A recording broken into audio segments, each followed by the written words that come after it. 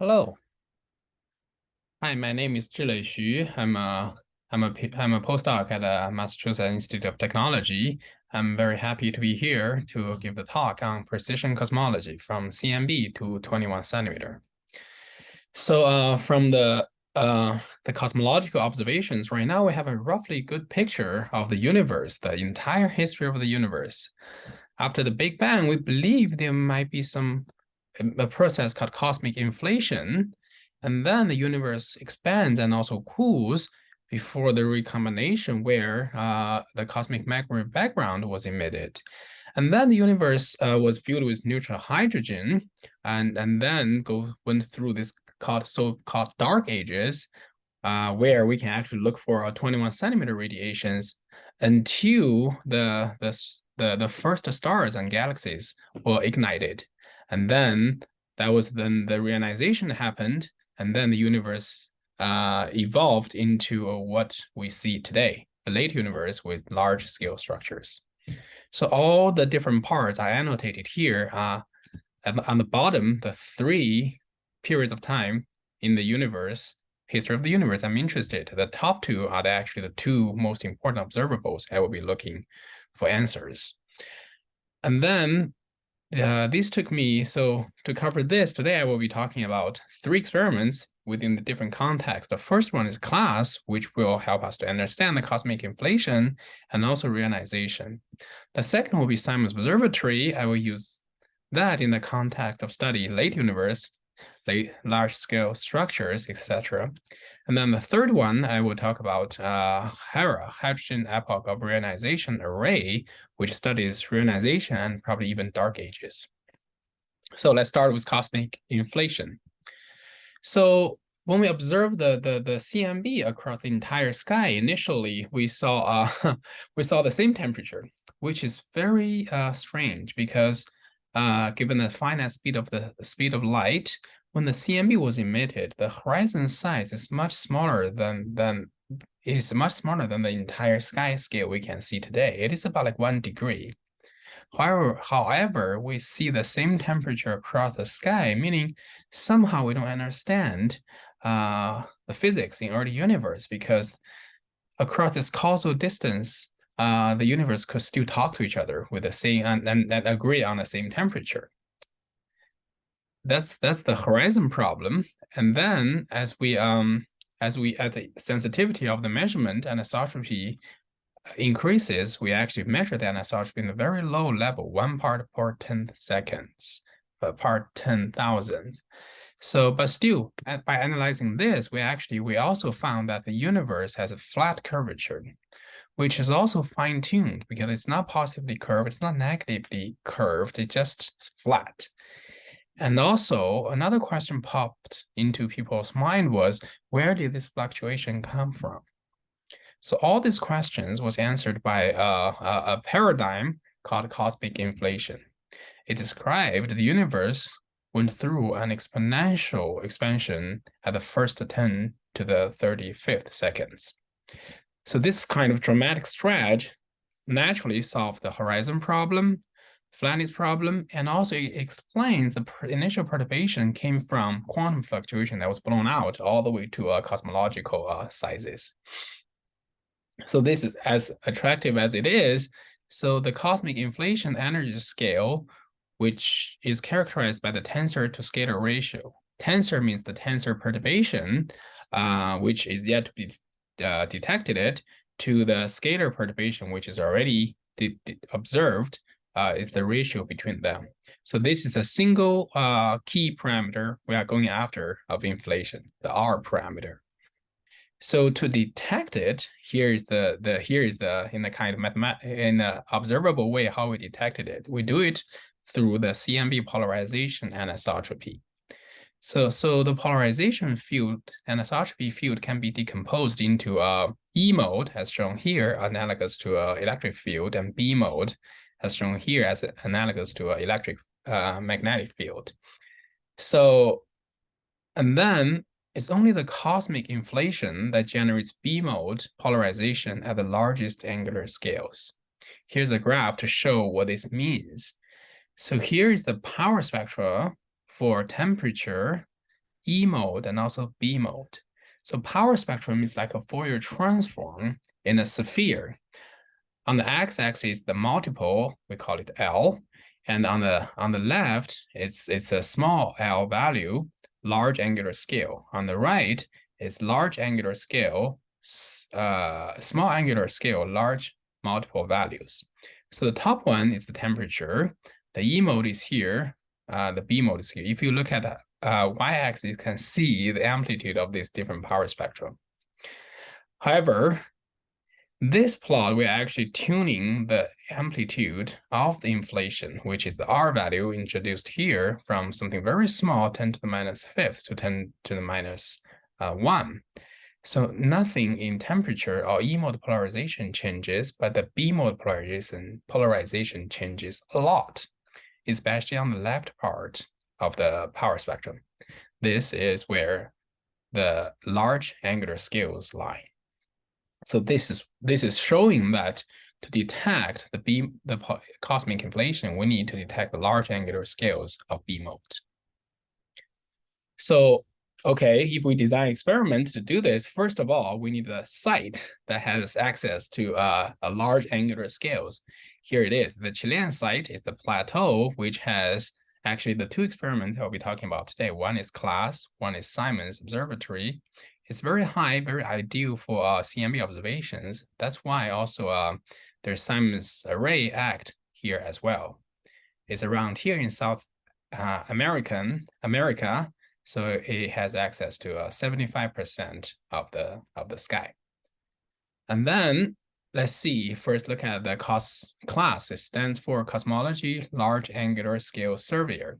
It is uniquely sensitive to the largest angular scales in the sky. Not only we could see it at the site, but also there is a key technology called front-end modulation technology, polarization modulation technology, to basically ensure we are immune to long-time instrument drift and also atmospheric drift.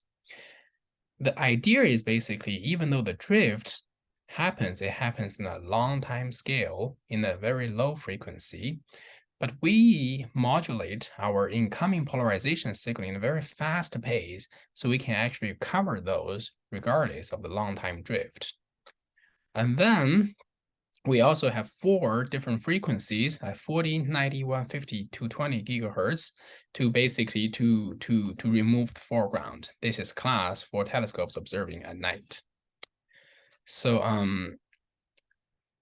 and then here I want to show you another way of the landscape of the field. So this is the 3 power spectra here: temperature, E mode, B mode, and you can see Planck put this plot together. They are shown in the same graph. You can see the relative amplitude of these. This demonstrates the progress this entire field made over the past 20 years. At 20 years ago, we were struggling measuring this. Right now, we measure the temperature rather well, also B mode rather well. We are kind of measuring the B mode. That's the forefront of the field. These are all enabled by instrument advancement, the technology advancement, focusing on 2 things: sensitivity and systematics. And also you can see many data points on this graph, basically showing that not only one single instrument is enough to picture the entire graph. That's why I will be talking about 2 experiments. That's why eventually these different experiments will put data points on the B mode power spectrum to basically let us study cosmic inflation. So at the heart of the sensitivity game is actually detector. The CMB detectors has gone through several generations. Right now, we are all mainly using the so-called transition edge sensor. It is a very remarkable device. It's literally putting a superconductor on this transition curve. Because of the steepness of the transition curve of temperature as a resistance, it is a fantastic, super sensitive bolometer. This is the CLASS detector at 40 gigahertz.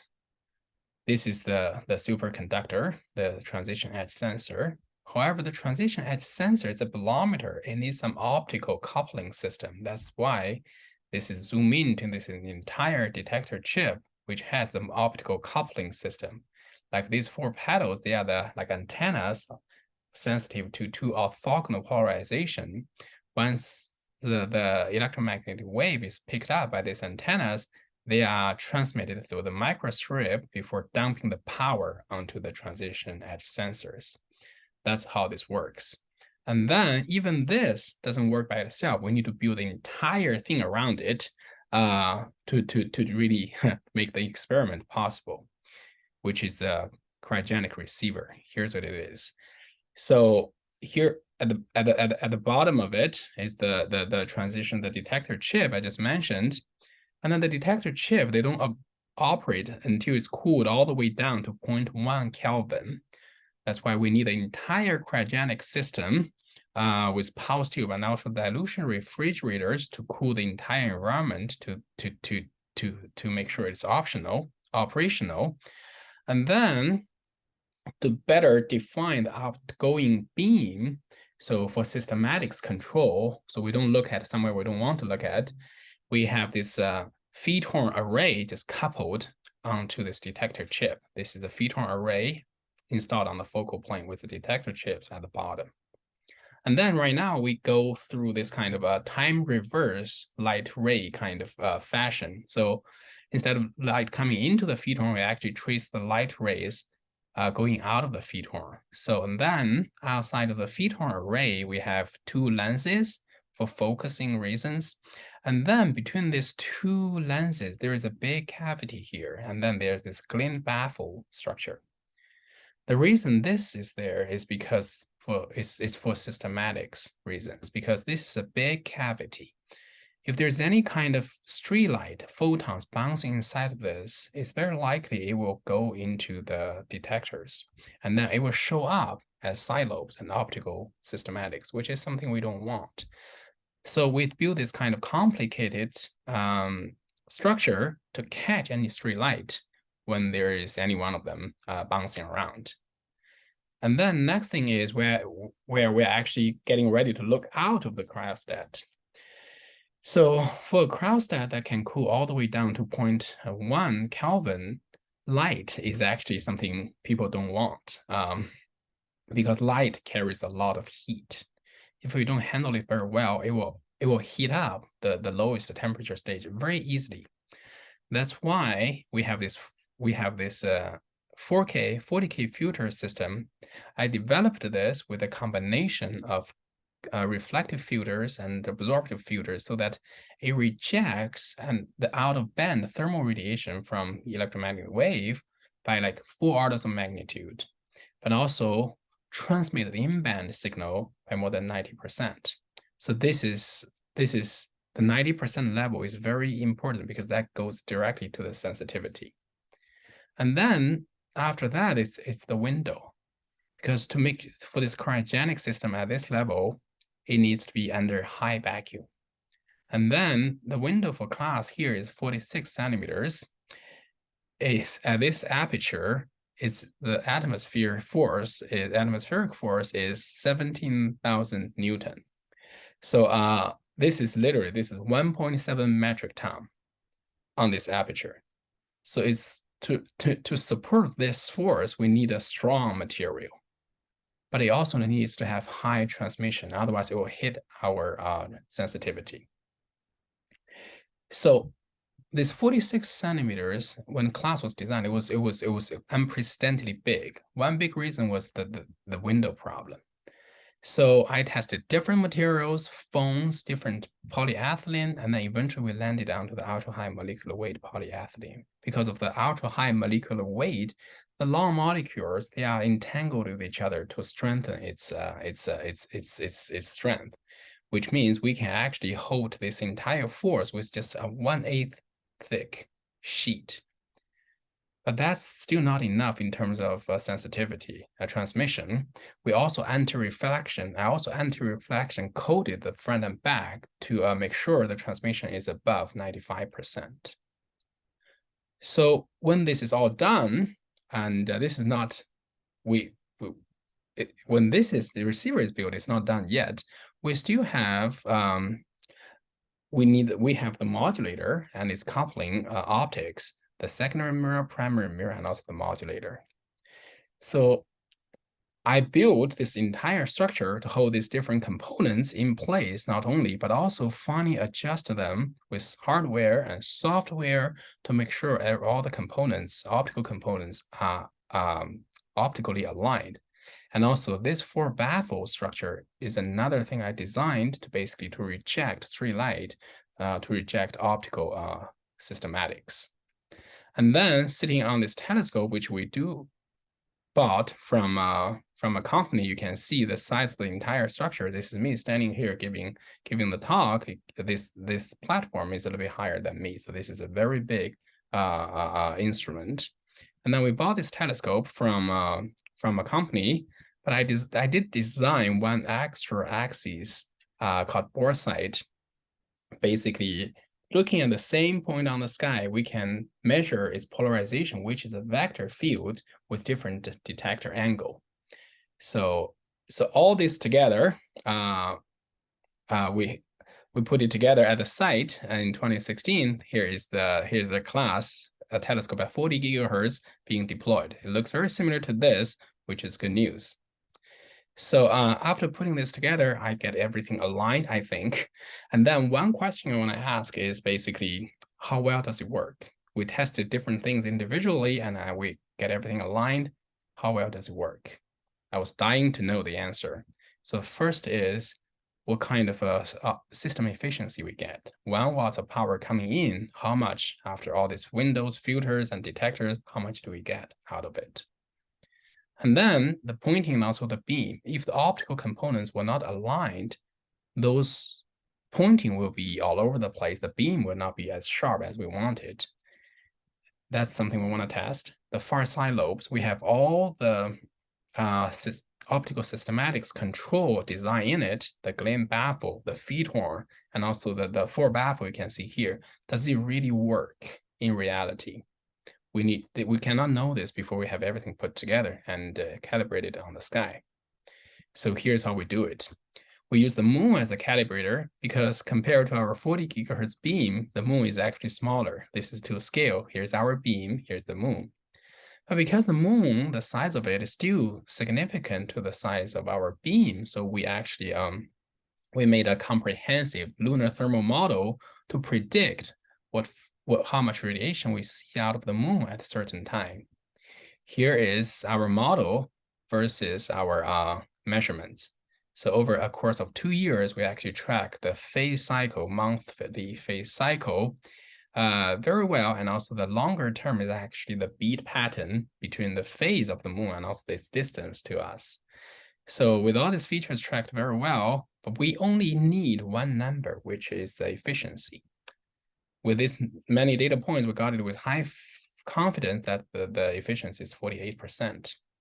So this is very high. Previously, detector only was struggling to get beyond like 50%. Right now, everything considered, we are achieving 50%.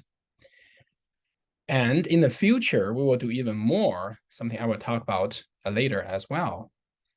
So this is the intense, this is the pointing, this is the sensitivity, this is the efficiency, and then here's the pointing. You can see this is the focal plane with each beam on its pointing. So the focal plane is 20 degrees wide, and each of this beam you can see are actually from real data. They all look a little bit different, but they are all very compact and also round. It may remind you of this physical thing, which is the optical, which is the focal plane. The fact that they are all regular compared to this is a demonstration that the optical components are all aligned and everything's working properly. The next, the far side lobes. So we are the first to actually put out. I'm the first to actually put out the beam, the entire far side lobe beam all the way to 90 degrees in radius. This is saying we are looking at the zenith. The beam maps all the way down to the horizon in this way.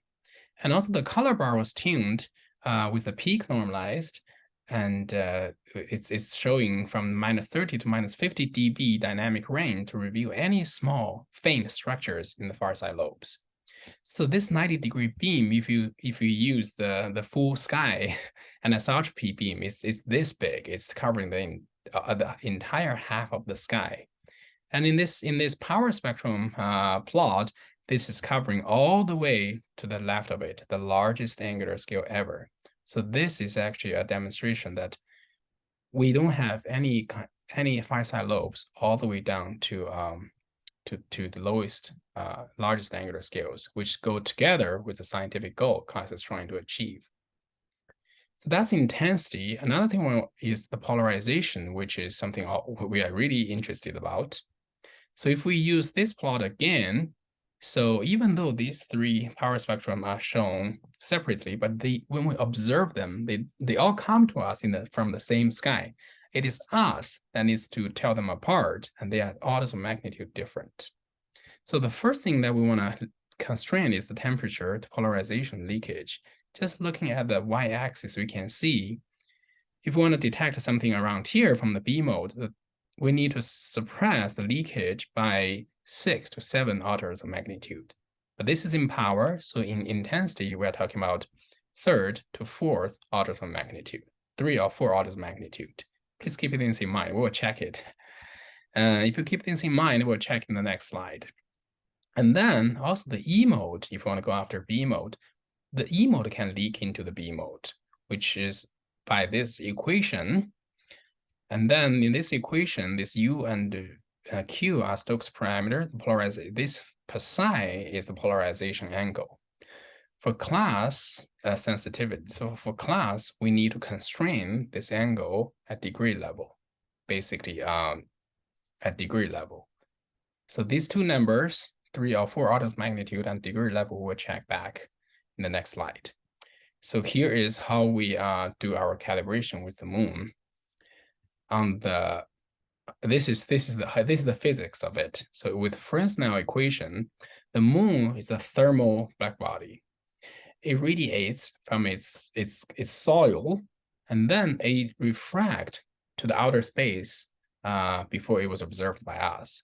So here's the physics of it. So basically, light radiation coming out of the surface and then refracted with this angle t theta, with a different transmission for two orthogonal polarizations, TP and TS. That's the Fresnel equation definition of it. And then if we plot it at the bottom as a function of t theta, what the transmission of these two polarization states, they are the same at the center, but they do diverge as we go to the edge of it. So basically the moon, in terms of polarization, it will look like this. No polarization in the middle, but we have radial polarization going to the edge of it. So and then in terms of class, we are actually measuring Stokes U parameter, which is positive this way and negative this 45 degrees. And then vertical, horizontal, they're all zeros. So if we use this to this kind of polarization pattern, we will see this is positive, this is positive, this is negative, 0 all around. So we will see a quadrupole. So here's an idea. We can try to look for monopole, which is from the temperature, into the polarization signal, which is a quadrupole, and see any kind of leakage from temperature will show up in the quadrupole pattern, and use that to constrain the temperature to polarization leakage. And we did it and constrained it to be 10 to the minus 5th level, which is lower than the requirement, which is 3 or 4 orders of magnitude. Not done yet. So there's a clocking of the quadrupole, which is also related, to the polarization angle, which is essential to distinguish E mode and also B modes. For class, we measured it in this. This is the measurement of the polarization pattern, and then the uncertainty we have is like 0.2 degrees, which is lower than the degree level requirement. This sub-degree precision is lower than the requirement. What this calibration means is that here is the plot I'm showing it again. This leakage is basically constrained to much lower than the bottom of this plot. So we are doing better than needed. But But this result is a very good result. It provides critical information for upcoming experiments in Simons Observatory and also CMBS4. And then right now, I'm advising a research scientist within class to carry out the analysis for the following telescopes at 90, 150, and also 220 gigahertz. So eventually, with this calibration all coming together, the class experiment will provide this B mode sensitivity as shown in this plot. You can see this is the B mode polarization power spectrum. And then you can see different experiments measuring it at a smaller angular scale. The largest angular scales on the left is only tried by WMAP and also Planck with upper limit on it. So class eventually will measure the cosmic inflation at R equals 0.01 level. At the largest angular scales, no one is trying at all. And in addition to this B mode sensitivity, which is the really exciting thing, we also class can study cosmology, reionization, and also sum of neutrino masses. So via measuring the tau parameter, which is the optical depth to reionization, basically through integrated free electrons to reionization. So this is measured by the E mode polarization at largest angular scales. And then class will make an almost cosmic variance limited tau measurement with a sigma tau of 0.003. Not only this has cosmological importance, but also if you look at a plot like this, it can constrain the sum of neutrino masses to an unprecedented level. This is uncertainty of sum of neutrino masses contour plot from 30 to 15 millielectrovolts. And then the x-axis is the temperature noise we will expect from future CMB experiments, and then the y-axis is the sigma tau. So you can see if it's 0.003, we can constrain the sum of neutrino masses, the uncertainty from 15 to 20 millielectrovolts. So what does this mean in context of particle physics? So right now we know a lot of things about neutrinos already, but there are one uncertainty is hierarchy. If it's normal hierarchy, the sum of the neutrino masses will be 120 millielectrovolts. If it's inverted, it will be 60 millielectrovolts. Distinguishing these two is critical to understand neutrinos. And then I think if we can have the cosmological measurement of this low uncertainty, we can easily tell these apart. So that's actually, in addition to the ongoing particle physics effort, the cosmological measurement can provide independent additional information to study neutrinos. I'm really very excited about this. So this is cosmic inflation and also reionization from class. And then I want to talk about the late universe from, especially from the high resolution, large angular scale, high resolution CMB measurements from Simons Observatory, especially focusing on late universe and also large angular scales. So Simons Observatory has two suites of telescopes. One is three small aperture telescopes. It's very similar to class and with the same similar design and also a similar scientific goal. I will not go into this.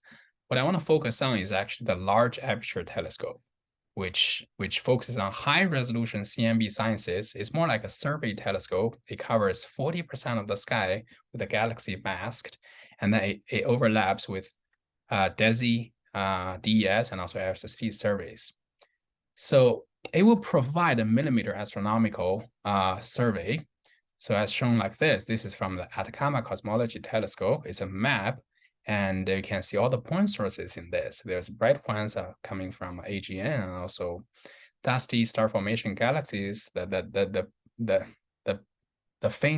dark ones are actually from galaxy clusters from Sanyaz-Zeldovich effect.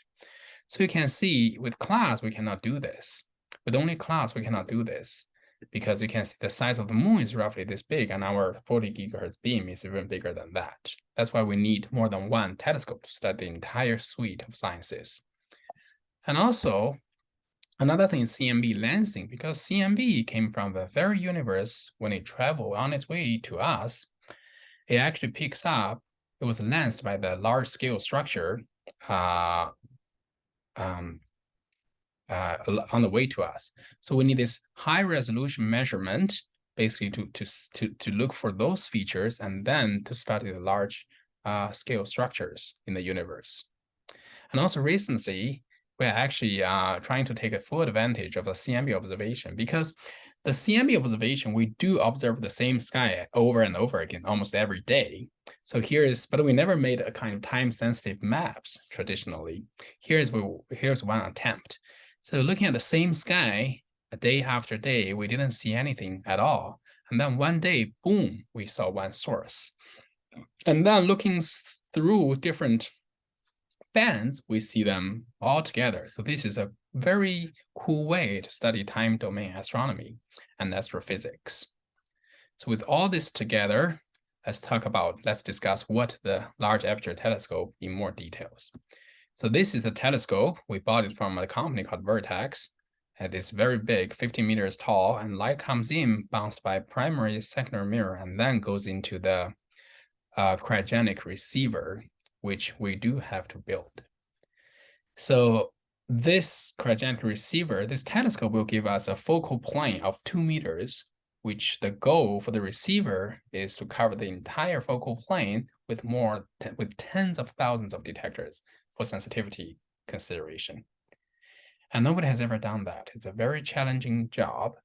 And also this is the most complicated instrument in assignment. The entire observatory, the experiment, depends on the success of it. So a lot at stake here. So when I joined Simons, I've got only one task: to lead a team to build this. And we did it. Here's the design of it: 2.3 meters in diameter, looks like this. And then we got it manufactured. This is being tested in the high bay. And then this is just to show the sheer size of it. This is me working inside of it. And this entire cavity you see here will be cooled to 4 Kelvin when in operation. So now let me take a very high level overview of this design. Here's what it looks like with a cut view with the internal structures.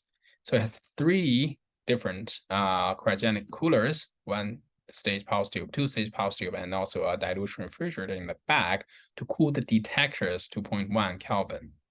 And then there are other, because it is such a big structure, we need to make sure the cryogenic thing works out. So we have 1 Kelvin, 4 Kelvin, 40, 80 Kelvin to basically bring the temperature up gradually until the room temperature. So and then at the very outside of it, you can see these are also the ultra-high molecular weight polyethylene window that Klaas developed, which is being used across the field within Simons, within CMBS4, which I will talk about later, and also BICEP.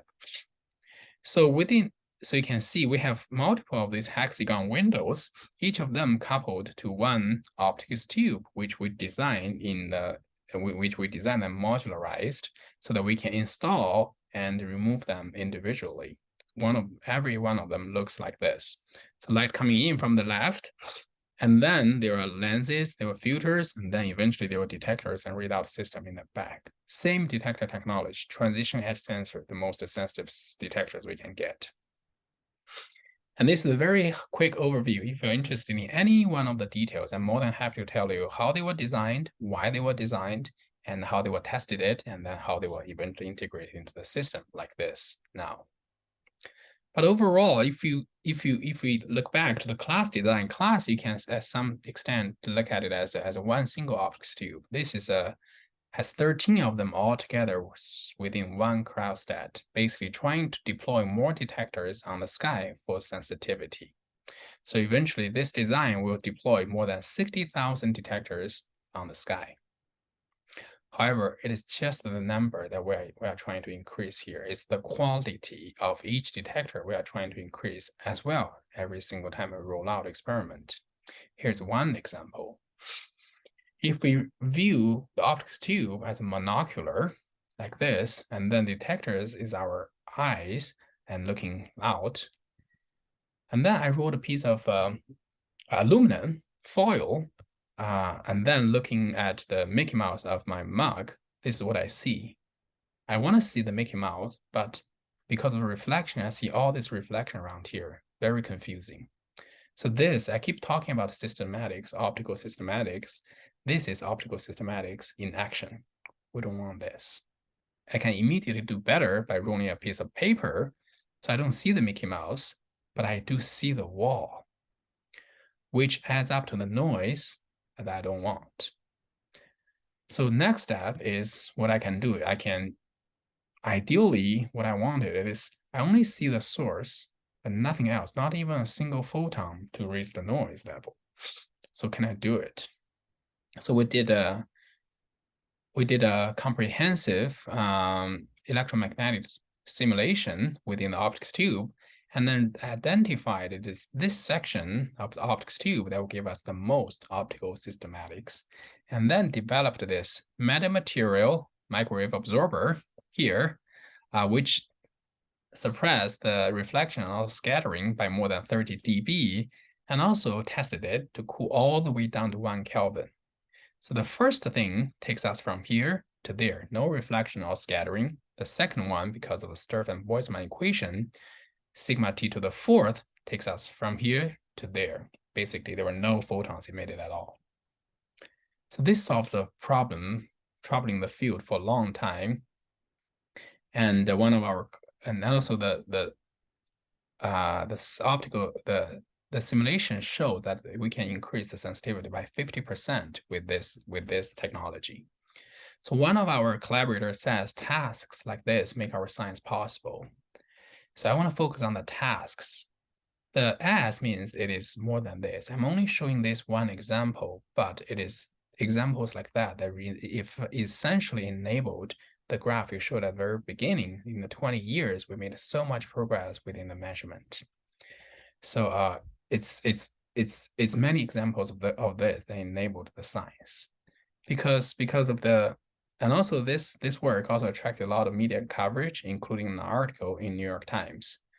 So however, I'm not 100% satisfied with this work, because we tested this 30 dB optical property in room temperature. We never had a chance to test it in 1 Kelvin, where it is actually going to be operating.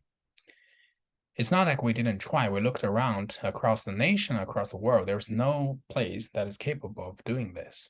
And this is becoming more and more critical for the upcoming CMB experiments, and especially for the upcoming CMB-S4 experiments.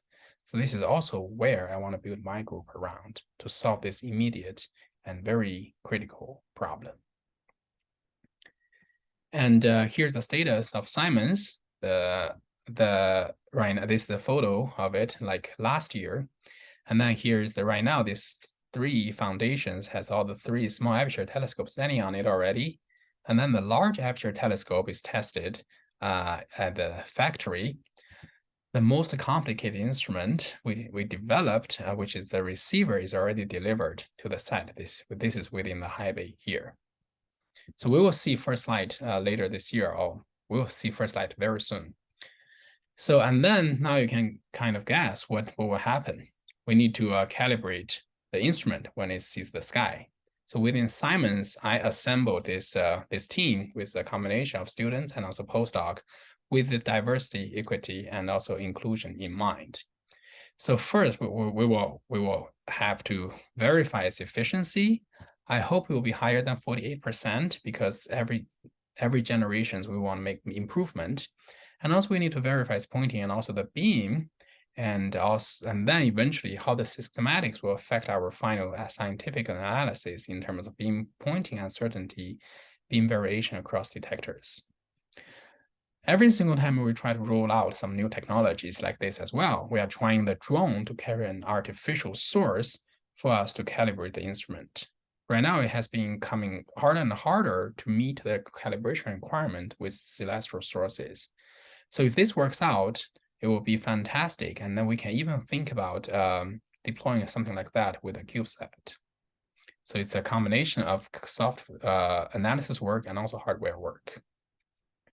So eventually, Simons will bring in a wide range of sciences from cosmology and particle physics and extragalactic astrophysics, planetary science, galactic astronomy, time domain astrophysics. I touched some of those, but not all, but these are all very important.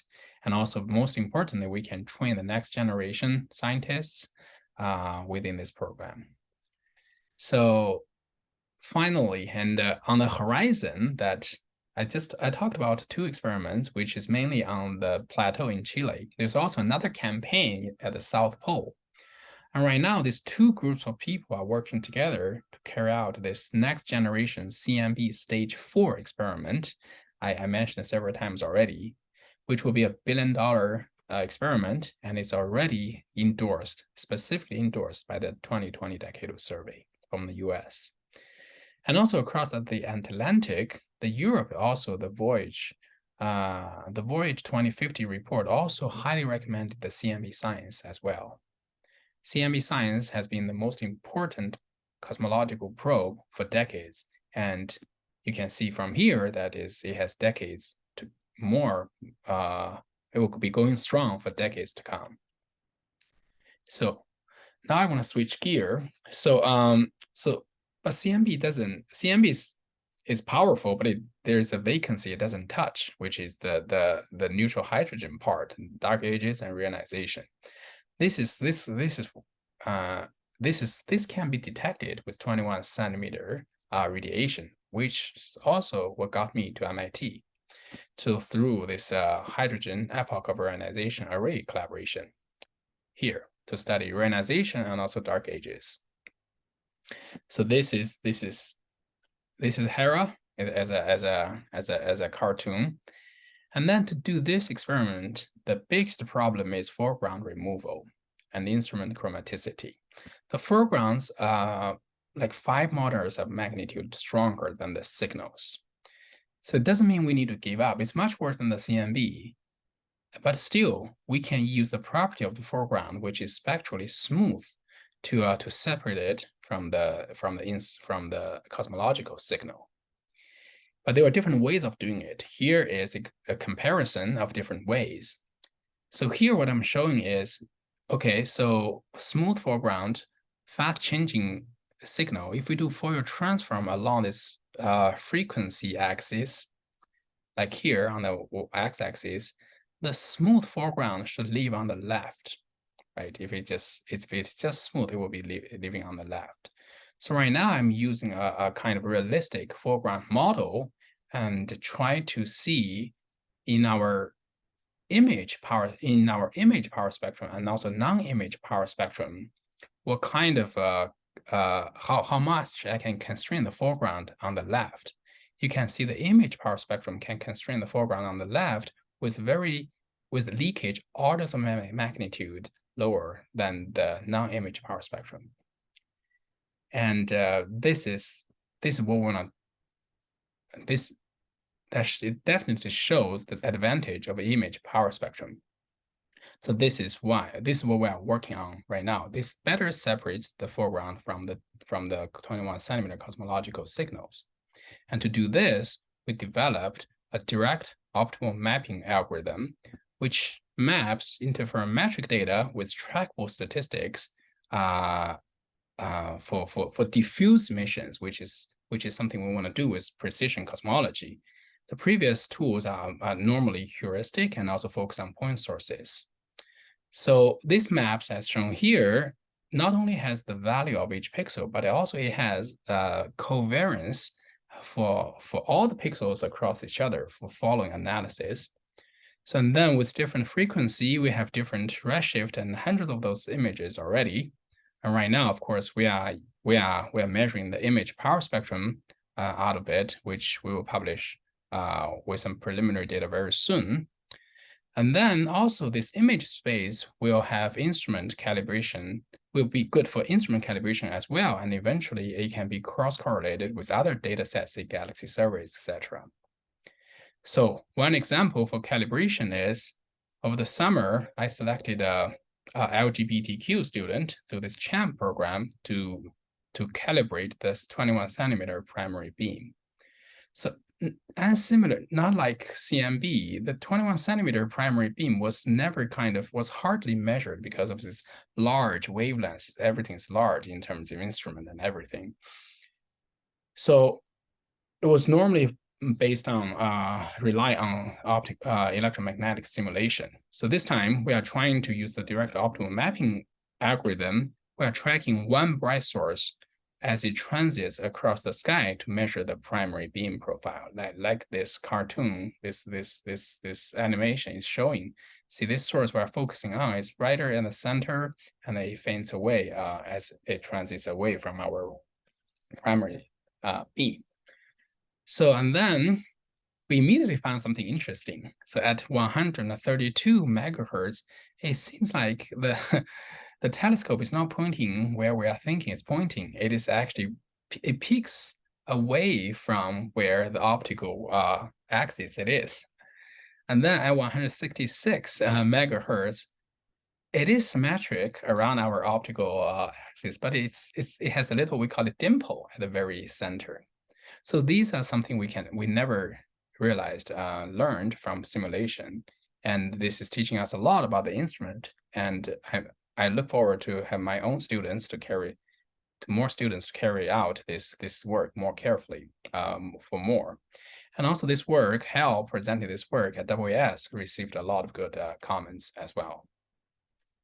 So looking into the future, here's the timeline. And in the coming 5 years, CLASS will release scientific results focusing on large angular scale polarization measurement for cosmic inflation and also reionization.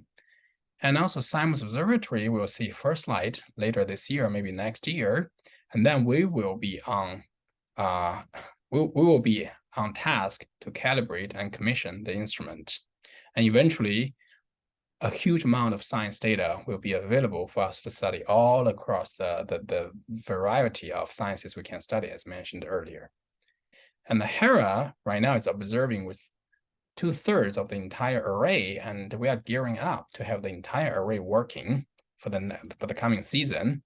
And then this will give us the most powerful full data set to study reionization, maybe detect the signal of reionization and also beyond.